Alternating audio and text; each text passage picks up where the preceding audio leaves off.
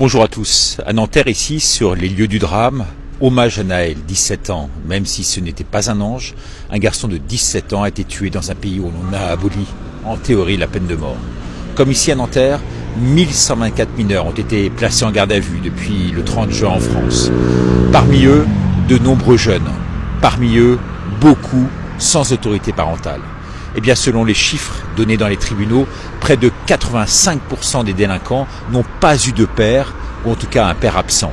Pourquoi ? Parce que dans cette société, on nous a tellement vanté les mérites de la mère célibataire, les familles monoparentales, que nous avons presque l'impression aujourd'hui que les familles mariées sont devenues des vestiges anciens, des objets de musée, des bêtes de cirque. La carence d'un père est aujourd'hui catastrophique. Pas de père, pas de repère. Père manquant, fils manqué. Eh bien, c'est la mise à mal de nos jeunes par cette société excessivement féminisée, complètement déspiritualisée et vidée de son sens et de toutes ses valeurs. Une société sans spiritualité, insipidement universaliste, égalitariste, uniformiste, qui est un vrai drame nihiliste et mortifère. Alors, pour éviter de produire des délinquants, il faut de l'amour, oui, il faut des règles et avant tout un cadre stable. L'émancipation féminine, l'enfant roi, le divorce ont fini par saper l'autorité du père, de torpiller véritablement le rôle du père.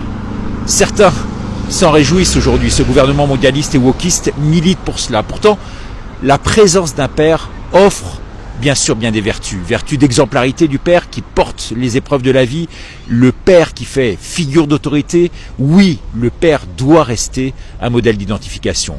Vertu transcendantale aussi bien sûr. Bref, un rôle affectif aussi fort bien sûr que celui de la mère. Aujourd'hui, cette société a tué symboliquement le père. En son temps, Victor Hugo affirmait que l'unité de base de la société n'était pas l'individu mais la famille. Eh bien, cette évidence a fini par devenir questionnement, puis aujourd'hui déni total.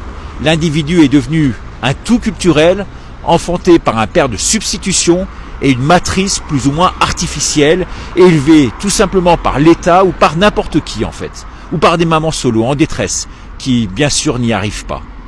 Des enfants désincarnés qui grandissent maintenant dans la rue, élevés par les grands frères avec l'assistance d'institutions, prenant le relais de leur éducation dans des moments plus ou moins opportuns. Voilà ce que ça donne aujourd'hui, voilà ce que ça produit ici à Nanterre où je suis, voilà le modèle et surtout à Nanterre et dans les rues adjacentes, voilà surtout le résultat.